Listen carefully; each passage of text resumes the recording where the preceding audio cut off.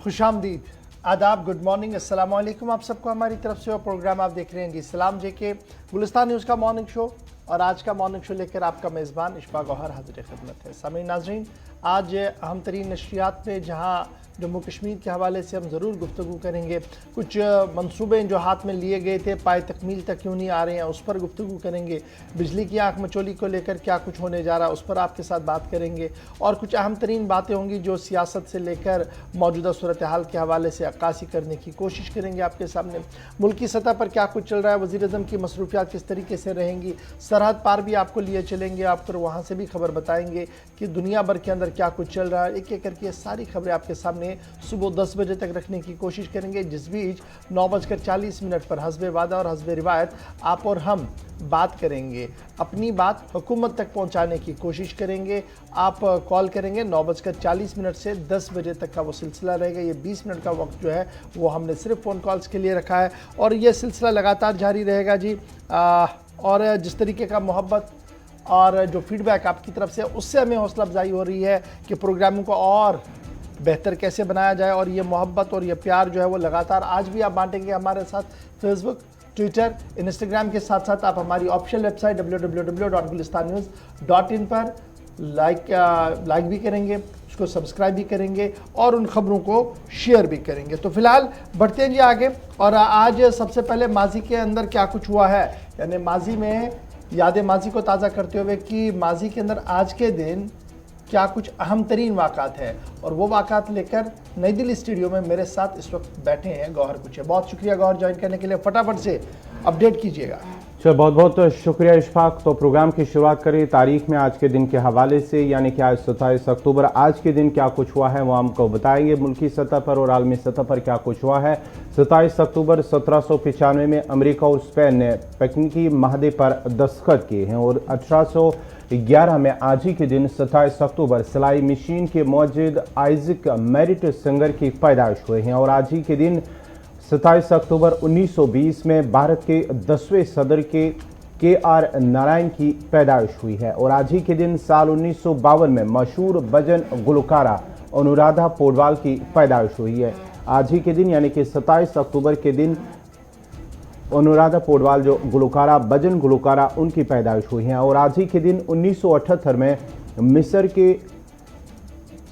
मिस्र के एक शख्स और इजराइल के मीना चम बागुनी को नोबेल इनाम से नवाजा गया। वो आज ही का दिन था 27 अक्टूबर आज ही के दिन। और 27 अक्टूबर आज ही के दिन 1995 यूक्रेन के कीव इलाके में वाक़ा चेर्नोबिल न्यूक्लियर प्लांट बंद हुआ था। सिक्योरिटी की खदशात की बिना पर उस न्यूक्लियर प्लांट को बंद किया गया था। और साल 2004 में अमेरिका में पोस्टन की पेशेवरा बेसबॉल टीम ने पहली बार वर्ल्ड सीरीज जीती है। वो आज ही का दिन था साल 2004 में। और साल 2017 में कातालूनिया की पार्लियामेंट ने स्पेन से आज़ादी से मुतल्लिक करारदाद को मंजूरी दी है। वो आज ही का दिन था 2017 में।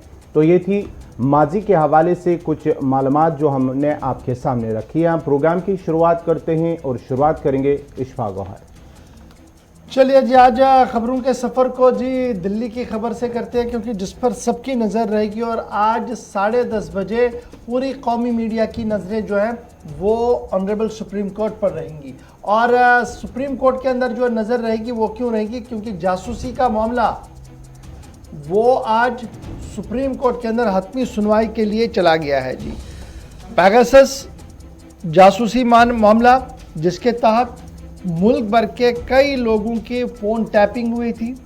और ये मामला जहां संसद के अंदर यानी लोकसभा और राज्यसभा के अंदर हंगामे के बाइस बना, प्रेस कॉन्फ्रेंस हुई और मामला सुप्रीम कोर्ट तक चला गया। और अब बाज़ाब्ता तौर पर एक अर्जी जो सुप्रीम कोर्ट के सामने थी कि एक आज़ादाना प्रोब हो, तहकीक हो इस पेगासस स्नूपिंग यानी फ़ोन टैपिंग के मामले में। अगरचे सरकार ने इस टैपिंग के मामले पर अपनी वजाहत पहले भी दी थी कि कोई भी टैपिंग नहीं हो रही है जी और मुल्की सलामती के तहत कुछ चीज़ें चलती रहती हैं, लेकिन मामला फिर भी सुप्रीम कोर्ट चला गया। और आज ये मामला chief justice of India N V. Ramana की सदारत वाली बेंच के पास सुबह 10:30 बजे सुनवाई के लिए जा रहा है।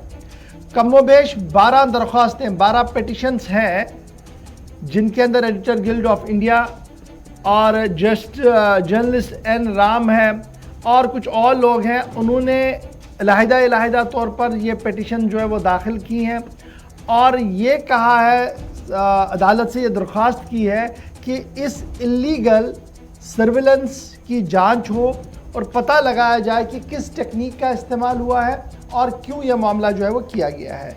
आपको ये भी याद दिलाते चलें कि इसी अदालत के अंदर 15 अगस्त को एक एफिडेविट हलफनामा जो है वो दायर किया गया था। उस हलफनामे के अंदर भारत सरकार की तरफ से इस बात की वजाहत कर दी गई थी कि मामला जिस तरीके से कुछ लोग इसको मिस इंटरप्रेट करके पेश करने की कोशिश कर रहे हैं, दरअसल ये वो मामला है नहीं। लेकिन उसके बावजूद भी अगर अदालत आज़ादाना प्रोब इसमें चाहती है तो हुकूमत को इसमें किसी तरीके का ये नहीं होगा जी, सवाल नहीं है। और अब ये जो पेगासस कंट्रोवर्सी है ये फाइनल हियरिंग के लिए आज सुप्रीम कोर्ट के अंदर जा रही है और सुप्रीम कोर्ट ने पहले ही इस बात का इशारा दिया था कि एक तहकीकाती कमीशन को बनाया जाएगा। अगरचे दरख्वास्त दहिंदगान ने यह कहा था कि जनाब उस आज़ादाना तहकीकाती कमीशन पर ज़्यादा भरोसा नहीं किया जा सकता है, बल्कि सुप्रीम कोर्ट मॉनिटरिंग के तहत यह मामला चले। तो अब देखना होगा कि जस्टिस एन.वी. रमन्ना साहब जब आज 10:30 बजे इसकी सुनवाई शुरू करेंगे तो वो किस तरीके से इस फ़ोन जासूसी और फ़ोन टैपिंग के मामले को हतमी शक्ल देकर इस पर अपनी राय रखेंगे। तो 10:30 बजे तक का इंतज़ार रहेगा हमें, क्योंकि यह मामला इंतहाई अहम है। मुल्क की सलामती का मामला एक तरफ से है और दूसरी तरफ से एक इंसान की आज़ादी का भी सवाल है जो कॉन्स्टिट्यूशन ऑफ इंडिया में गारंटी है। लेकिन तीसरा मामला ये भी है कि कभी कभार इस तरीके के मामले होते हैं। अब आप जब इसको इंटरनेशनल हुकअप पर देखेंगे तो क्या फ़ोन स्नूपिंग या फ़ोन टैपिंग या जो भी है ये सिर्फ मुल्क के अंदर हो रही है, भारत के अंदर हो रही है? नहीं, पाकिस्तान के अंदर भी इस तरीके की खबरें हमें पहले मिली। चीन के अंदर तो इस मामले को बहुत पहले से चला आ रहा था। फिर जब आप वेस्ट वर्ल्ड की ओर जाएंगे, अमेरिका की ओर जाएंगे, ब्रिटेन की ओर जाएंगे, तो वहाँ पर भी इस तरीके के मामला जो है वो कई बार जो है वो देखने को मिले हैं और मुल्क की सलामती का नाम उन सब चीज़ों को है वो दिया है। लेकिन अब पेगासस का मामला जो है वो सुप्रीम कोर्ट के अंदर है और आज 10:30 बजे सबकी नज़रें चीफ जस्टिस ऑफ इंडिया पर रहेंगी। इस अहम तरीन और हसास मामले पर चीफ जस्टिस ऑफ इंडिया क्या मौक़िफ़ इख्तियार करेंगे। ये तो थी जनाब खबर सुप्रीम कोर्ट के हवाले से, लेकिन बात आपको वज़ीर आज़म नरेंद्र मोदी की भी बताते हैं, क्योंकि वज़ीर आज़म का आज का दिन इंतहाई अहम है, क्योंकि ईस्ट एशिया समिट से आज वो खिताब करने जा रहे हैं। जी हाँ, आज के हवाले से अगर हम वज़ीर आज़म की बात करेंगे तो 16वें ईस्ट एशिया समिट में आज वज़ीर आज़म वर्चुअली तौर इस समिट में शिरकत कर रहे हैं। आज जो समिट हो रहा है उसमें वज़ीर आज़म भी शिरकत करेंगे, जिसमें दहशतगर्दी के साथ साथ कोविड-19 और साथ ही साथ दीगर कई अहम मामलात पर बात की जाए। और माना जाता है कि इसमें टूरिज़्म, साथ ही साथ जो मईशत पर भी बात होगी और साथ ही साथ मेंटल हेल्थ और दीगर कई अहम मामलात पर बात हो सकती है आज की समिट में, जिसमें जो है इंडो पैसिफिक के साथ साथ जो लीडरान है इस सिलसिले में और इस समिट में शिरकत कर रहे हैं। और दहशतगर्दी जो आलमी सतह पर और साथ ही साथ ये भी माना जाता है कि अफगानिस्तान की जो मौजूदा सूरत हाल है उस पर भी तबादुल ख्याल किया जाएगा। जो वर्चुअली तौर पर ये समिट होगा और इसमें वज़ीर आज़म भी वर्चुअली तौर पर शिरकत कर रहे हैं। ईस्ट एशिया समिट में Bharat, China, Japan, Republic of Korea, Australia, New Zealand, United states और रशिया भी है और बाज़ाब्ता तौर पर इसकी जानकारी जो है वो वज़ीर आज़म दफ्तर ने ट्विटर पर भी दी है। और एजेंडा जी क्या रहेगा? एजेंडा जो 16वां, क्योंकि 16th सेशन है, समिट है, 16th ईस्ट एशिया समिट जो है, इसमें वज़ीर आज़म दफ्तर के मुताबिक जो मामले डिस्कस किए जाएंगे, जैसे कुछ साहब ने आपको पहले ही बता दिया कि मैरीटाइम सिक्योरिटी यानी समंदर की हदूद की हिफाजत करना, इसको ऑन टॉप प्रायोरिटी रखा गया है। इंतहा पसंदी और दहशतगर्दी को दूसरे नंबर पर रखा गया है। कोविड-19 के दौरान बाहमी इश्तराक के ज़रिए से किस तरीके से आगे बढ़ा जाए, इसको तीसरे नंबर पर रखा गया है। मईशत और ग्रीन टूरिज़म रिकवरी के हवाले से भी बातें जो है वो की जा रही। तो आज वज़ीर आज़म वर्चुअली करेंगे खिताब और जब वो खिताब करेंगे इस पर भी नज़र रहेगी, क्योंकि आलमी ताकतवर लीडरों के सामने बात हो रही है, तो किस तरीके से बात होगी, क्या कुछ उसमें कहा जाएगा, वो आपकी नज़र हम ज़रूर करेंगे। बढ़ते हैं जी आगे। बात जरा अब पंजाब की भी करेंगे, क्योंकि पंजाब की सियासत आजकल इंतहाई गर्म है। मौसम का मिजाज भी बदला है और बदलते मौसम के मिजाज के बीच आज कैप्टन अमरिंदर सिंह अपना तुर्क का इक्का भी सामने रखने जा रहे हैं। और सियासत में ऊंट किस करवट बैठेगा वो आज तकरीबन 10:30 से 11 बजे के बीच में सामने आएगा, क्योंकि माना जा रहा है कैप्टन अमरिंदर सिंह आज अपनी नई सियासी जमात का ऐलान करने जा रहे हैं। जी हां, पंजाब की सियासत में नई हलचल और नई गर्माहट। आज पंजाब की सियासत में एक नया बाब खोलेगा। जिस तरह से कैप्टन अमरिंदर सिंह पहले कांग्रेस, उसके बाद उन्होंने वहां से इस्तीफा दिया है, उसके बाद ही वो दिल्ली आए। दिल्ली में वजीर दाखिला अमित शाह के साथ मुलाकात की है और मुलाकात के बाद ही माना जाता था कि ये नई पार्टी उभर कर सामने आएगी। उसके साथ ही बीजेपी की तरफ से उन्हें इस हवाले से मुबारकबाद भी पेश की गई है, उन्हें सलाह भी दी गई और आज माना जाता है कि वो नई पार्टी का ऐलान करेंगे। 10:30 या 11 बजे के बीच कैप्टन अमरिंदर सिंह अपनी नई पार्टी का ऐलान करेंगे। और किसानों के मामले पर उन्होंने ये भी कहा कि किसानों के मामले पर मरकज को लचक पैदा करनी होगी, ये अमरिंदर सिंह का कहना है। चलिए जी, बड़ी बात कि कैप्टन अमरिंदर सिंह आज अपनी बात जो है वो रखने जा रहे हैं और मामला सीधा है कि आज वो अपनी जमात बनाने जा रहे हैं। और इससे पहले दिल्ली के अंदर उनकी मशावरत और मीटिंग्स हुई है, लेकिन एक ट्रम्प कार्ड जो है वो किसान है।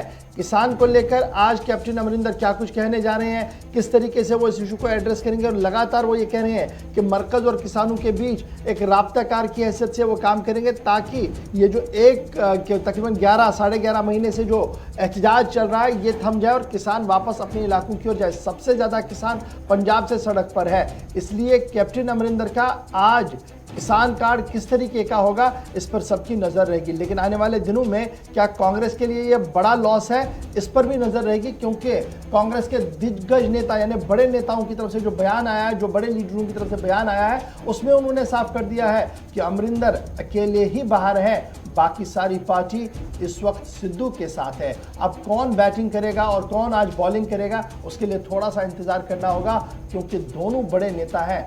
और जब आज आमने सामने होंगे, दो प्रेस कॉन्फ्रेंस होगी, एक तरफ से अमरिंदर सिंह अपनी पार्टी का ऐलान करेंगे और दूसरी तरफ से नवजोत सिंह सिद्धू प्रदेश पंजाब के लिए नई कमेटी का ऐलान भी कर सकते हैं, क्योंकि कल सोनिया गांधी के साथ मुकम्मल मुलाकात हुई है, जिसके बाद हरी झंडी उन्हें मिल गई है कि डिस्ट्रिक्ट से लेकर सूबे और सूबों से लेकर स्टेट तक किस तरीके से कांग्रेस कमेटी में रहना है और कौन कौन रखा जा रहा है। तो ये तो बात थी जनाब अमरिंदर की। अब बढ़ते हैं आगे, बात जरा एक और अच्छी खबर की भी करते हैं, क्योंकि अच्छी खबर इसलिए कि कई दिनों से आलमी इदारे WHO पर लगातार नज़र थी और WHO के हवाले से खबर यह है कि आने वाले 24 घंटों के दौरान एक अच्छी खबर भारत बायोटेक जो कोवैक्सीन है उस हवाले से सामने आ सकती है।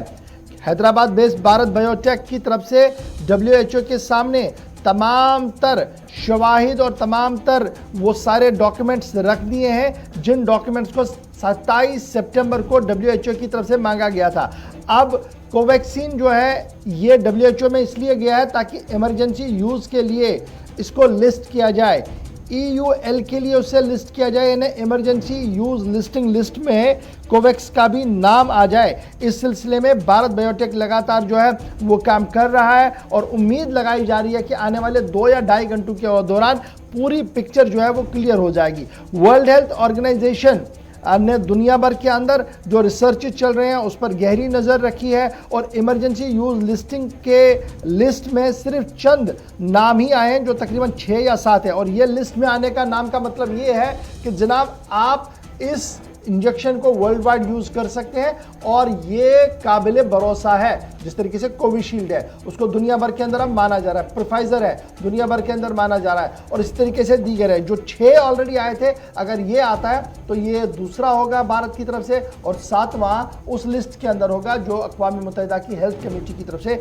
अप्रूव किया जाएगा। लेकिन माना जा रहा है कि सिर्फ चंद घंटों के अंदर अंदर जो है वो हतमी ऐलान बाहर आ सकता है। जब मैं आप और हम बात कर रहे हैं तो एक अपडेट मेरे पास आ रहा है जी फटाफट से इसी हवाले से कि शायद कुछ देर और इंतज़ार करना होगा। जी हाँ नाज़रीन, शायद कुछ देर और इंतज़ार करना होगा और भारत बायोटेक के लिए शायद हरी झंडी नहीं मिली है। इसके लिए थोड़ा सा इंतजार करना होगा क्योंकि मीटिंग थोड़ी देर पहले खत्म हुई है, ऑफिशियल ब्रीफ आएगा तो उसमें डिटेल जो है वो सामने आएंगे। लेकिन सबकी नजरें आज WHO की उस कमेटी पर है जहां पर हाँ या ना का बड़ा फैसला सामने आएगा। अब बढ़ते हैं आगे, जल्दी से आपको जरा एक और खबर की ओर लिए चलते हैं। बात जरा फेसबुक की भी करते हैं। अवामी राब्ता साइट फेसबुक दुनिया भर के अंदर चलाई जा रही है, लेकिन भारत के अंदर फेसबुक पर मुश्किलें बढ़ रही है। मरकजी हुकूमत की तरफ से फेसबुक के लिए एक अलहदा कमेटी, जांच कमेटी बनाने का ऐलान कर दिया गया है, क्योंकि कांग्रेस पहले ही सरापा एहतजाज है और मुल्क के अंदर तकरीबन 34 करोड़ से ज़्यादा फेसबुक यूज़र्स हैं। लेकिन बड़ा सवाल ये है कि हेट स्पीच, मजहबी मुनाफरत, फसादात और दीगर मामलों के पीछे फेसबुक का एक बुनियादी रोल है और यही वजह है कि फेसबुक उन सभी चीज़ों को हटाने में, उन अकाउंट्स को ब्लॉक करने में मुल्क के अंदर नाकाम रहा है। और यही वजह है कि फेसबुक के खिलाफ कांग्रेस का मानना है कि ये टीम बी है जी, बीजेपी की इत्तेहादी जमात है, यहाँ तक वो चली गई है। लेकिन अब सरकार ने ये कह दिया है कि फेसबुक को लेकर जो हेट स्पीच और दीगर चीज़ें हैं, सरकार उन सभी रिपोर्ट्स को देख रही है, खंगाल रही है और ज़रूरत पड़ने पर कार्रवाई भी हो सकती है। हिंदी और बंगाली में जो कंटेंट पिछले 3 से 4 महीनों के दौरान फेसबुक पर देखने को मिला है वो मिस इन्फॉर्मेशन और सीधे सीधे हेट स्पीच को लेकर है, लेकिन उसके बावजूद भी कोई कार्रवाई नहीं की गई है। और जो फेसबुक रिसर्चर केरला के हैं, उनकी तरफ से एक डिटेल फाइंडिंग जो है वो रखी गई है और वो डिटेल फाइंडिंग जो है अब मरकज़ और कांग्रेस जमात को सौंप दी गई है, इस उम्मीद के साथ कि ये मामला कहीं ना कहीं थमे, क्योंकि गलत अफवाहों के बीच मजहबी फसाद फैलाना भी एक बड़ा जुर्म है, जो जुर्म लगातार मुल्क के अंदर कई लोगों की तरफ से किया जा रहा है।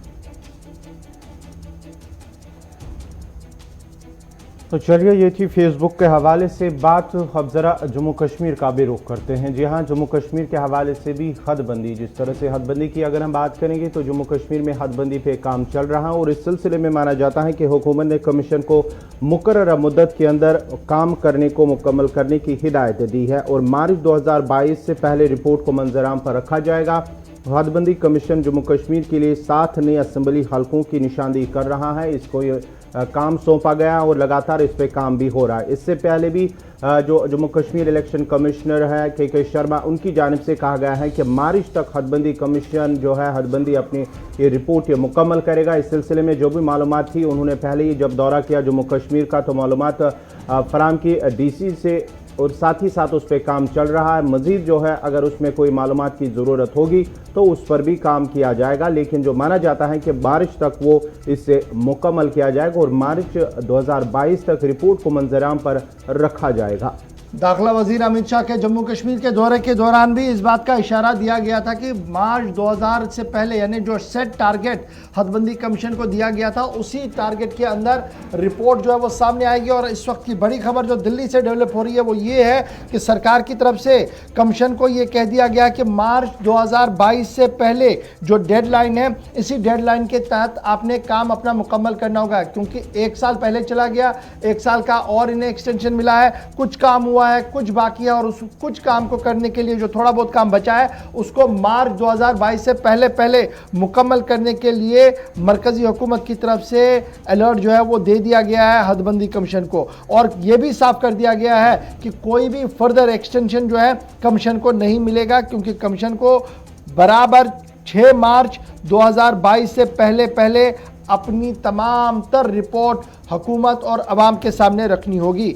अब ये जो रिपोर्ट सामने आएगी, जिसको तस्लीम किया जाएगा, उसके बाद ही जम्मू कश्मीर के अंदर असेंबली के इंतखाबात हो सकते हैं। और जब ये हदबंदी मुकम्मल होगी तो जम्मू कश्मीर असेंबली की नशस्तें बढ़ जाएंगी, 83 से 90 सीटें चली जाएंगी, यानी 83 to 90, डेट मीन 7 सीटों का लगभग इजाफा होगा जम्मू कश्मीर असेंबली को। और डेडलाइन के हवाले से मैंने पहले ही आपको बता दिया, और आपको ये भी याद होगा कि हदबंदी कमीशन ने श्रीनगर में चंद दिन गुजारे, जम्मू के अंदर गुजारे, पॉलिटिकल पार्टीज़ के साथ, लीडरशिप के साथ मीटिंग की। जब वो 6 से 9 जुलाई के दरमियान जम्मू कश्मीर के दौरे पर थे, तो उस दौरान उन्होंने कहा था कि रिपोर्ट जब तैयार होगी तो दोबारा से वो जम्मू कश्मीर आएंगे, अवाम से मिलेंगे। और अब दाखिला वजारत ने कर दिया डेडलाइन, कहा कि मार्च कि पहले हफ्ते से कबल आपने रिपोर्ट जो है वो सबमिट करनी होगी।